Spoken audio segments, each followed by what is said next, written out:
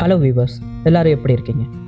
இன்னைக்கு நிலைமையில் எலெக்ஷன், அரசியல் இதெல்லாம் ரொம்பவும் பேசப்பட்டுக்கிட்டே இருக்குது.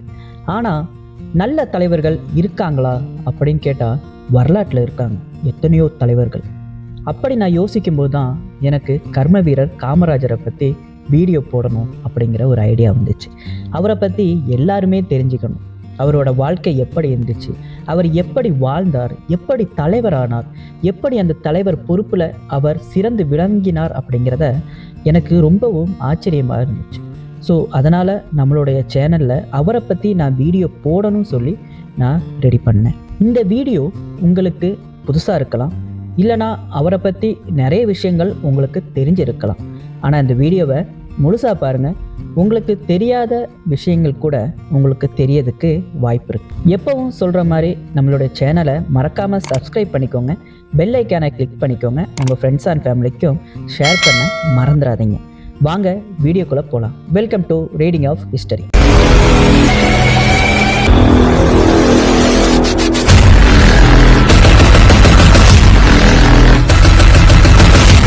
ஆயிரத்தி 1900களின் தொடக்க காலம். இந்தியாவில் பிரிட்டிஷ் ஆட்சி நிலவிக் கொண்டிருந்தது. நாட்டின் பல பகுதிகளில் வறுமை, கல்வி பற்றாக்குறை மற்றும் சமூக சமத்துவமின்மை அதிகமாக இருந்தது. அப்போது தமிழ்நாட்டின் ஒரு சிறிய வர்த்தக நகரமான விருதுநகரில் 1903ஆம் ஆண்டு ஜூலை 15ஆம் தேதி ஒரு சாதாரண குடும்பத்தில் ஒரு குழந்தை பிறந்தது. அந்த குழந்தைதான் பின்னாளில் கர்ம வீரர் என்று அழைக்கப்பட்ட கர்ம வீரர் காமராஜர்.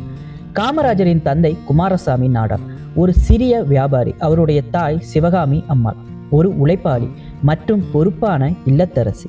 அவர்கள் இருவரும் மிகவும் செல்வந்தர்கள் அல்ல, ஆனால் அவர்களுடைய குடும்பத்தில் ஒழுக்கம், நேர்மை மற்றும் கடின உழைப்பு போன்ற மதிப்புகள் இருந்தன. இந்த மதிப்புகளே பின்னாளில் காமராஜரின் வாழ்க்கையை வடிவமைத்த முக்கிய காரணங்களாக மாறின. காமராஜர் சிறு வயதிலிருந்தே மிகவும் அமைதியான குழந்தை. அவர் அதிகமாக பேச மாட்டார், ஆனால் சுற்றி நடக்கும் விஷயங்களை கவனமாக பார்த்து புரிந்து கொள்வார். இந்த ஒப்சர்வேஷன் ஸ்கில் தான் அவரை ஒரு சாதாரண மனிதனாக இல்லாமல் ஒரு சிறந்த தலைவராக மாற்றிய முக்கிய குணமாக பார்க்கப்படுகிறது. அவரது ஆரம்ப கல்வி விருதுநகர்லேயே ஆரம்பமானது.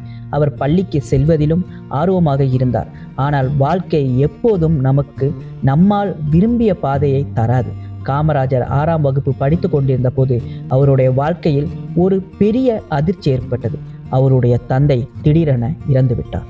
இந்த ஒரு சம்பவம் ஒரு குடும்பத்தின் வாழ்க்கையை முழுவதும் மாற்றிவிடும். காமராஜரின் குடும்பத்துக்கும் அதே நிலை ஏற்பட்டது.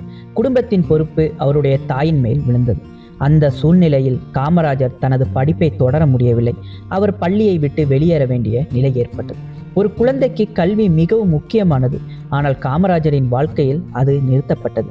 பலர் இந்த நிலையில் இருந்தால் அவர்கள் வாழ்க்கையில் முன்னேற முடியாமல் போயிருப்பார்கள். ஆனால் காமராஜர் வேறுபட்டவர். அவர் ஃபார்மல் எஜுகேஷன் இல்லாமல் இருந்தாலும் வாழ்க்கையை ஒரு பள்ளியாக மாற்றிக்கொண்டார். அவர் தனது மாமாவின் கடையில் வேலை செய்ய ஆரம்பித்தார். அங்கே அவர் வியாபாரமும் பற்றி கற்றுக்கொண்டார். ஆனால் அதைவிட முக்கியமானது, அவர் மனிதர்களை புரிந்து கொள்ள கற்றுக்கொண்டார்.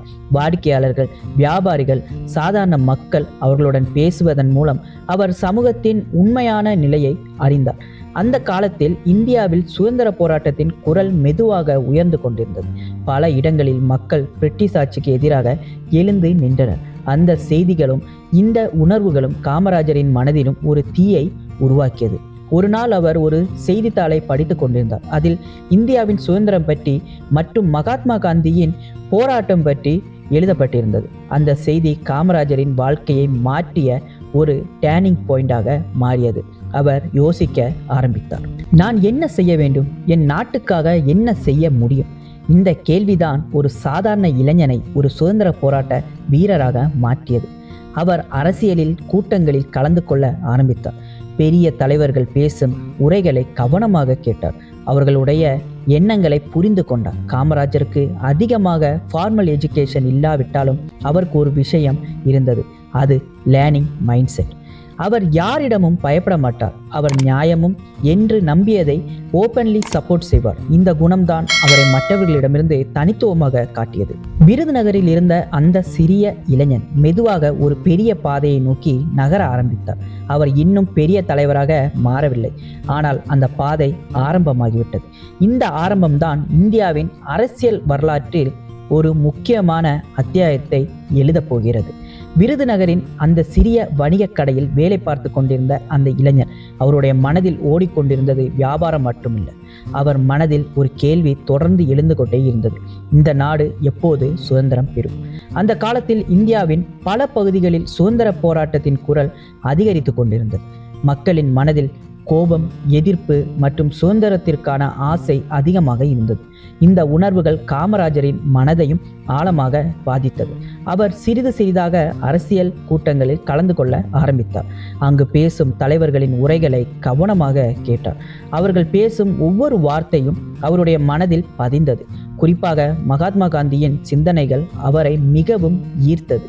அகிம்சை, உண்மை, ஒழுக்கம், இந்த 3 விஷயங்களும் காமராஜரின் வாழ்க்கையில் முக்கிய இடம் பெற்றன. அவர் உணர்ந்தார், சுதந்திரம் என்பது வெறும் அரசியல் மாற்றம் அல்ல, அது ஒரு சமூக மாற்றம், ஒரு மனமாற்றம். இந்த எண்ணங்களோடு காமராஜர் இந்திய தேசிய காங்கிரஸ் கட்சியில் சேர முடிவு செய்தார். அது அவருடைய வாழ்க்கையின் மிக முக்கியமான முடிவுகளில் ஒன்று. அந்த நாளிலிருந்து அவர் ஒரு சாதாரண இளைஞர் இல்லை, அவர் ஒரு போராளி. காங்கிரஸ் கட்சியில் சேர்ந்த பிறகு அவர் முழுமையாக சுதந்திர போராட்டத்தில் ஈடுபட்டார். பிரிட்டிஷ் அரசாங்கத்திற்கு எதிராக நடைபெற்ற போராட்டங்களில் அவர் கலந்து கொண்டார். பல்வேறு இயக்கங்களில் அவர் முன்னிலையில் இருந்தார். அந்த காலகட்டத்தில் போராட்டத்தில் ஈடுபடுவது என்பது ஒரு பெரிய ஆபத்து. கைது செய்யப்படுவது சாதாரண விஷயம் இல்லை. பலர் தங்கள் வாழ்க்கையை, குடும்பத்தை மற்றும் எதிர்காலத்தை தியாகம் செய்து இந்த போராட்டத்தில் ஈடுபட்டனர். காமராஜரும் அதில் ஒருவர். அவர் பல முறை கைது செய்யப்பட்டார், சிறையில் அடைக்கப்பட்டார். அந்த சிறை வாழ்க்கை எளிதானது இல்லை, ஆனால் அது அவரை உடைக்கவில்லை, மாறாக அது அவரை மேலும் வலிமையாக்கியது. சிறையில் இருந்தபோது அவர் பல விஷயங்களை கற்றுக்கொண்டார். உலக அரசியல், இந்தியாவின் நிலைமை, சமூக பிரச்சனைகள், இவற்றை பற்றி ஆழமாக சிந்திக்க ஆரம்பித்தார். அவருடைய எண்ணங்கள் மேலும் வந்தது. சிறை அவருக்கு ஒரு தண்டனை அல்ல, அது ஒரு ட்ரைனிங் கிரவுண்டாக மாறியது. அவர் வெளியே வந்த பிறகு இன்னும் அதிக உறுதியுடன் போராட்டத்தில் ஈடுபட்டார். அவருடைய டெடிகேஷன், டிசிப்ளின் மற்றும் ஹானஸ்டி காரணமாக காங்கிரஸ் கட்சியில் அவர் மெதுவாக முக்கியமான ஒருவராக மாறினார். அவருக்கு ஒரு தனி குணம் இருந்தது. அவர் பேசுவதை காட்டிலும் செயலில் நம்பிக்கை வைத்தவர். அவர் எந்த ஒரு விஷயத்தையும் சைலன்ட்லியாக செய்து முடிப்பார். இந்த குணம்தான் அவரை மற்ற தலைவர்களிடமிருந்து வேறுபடுத்தியது.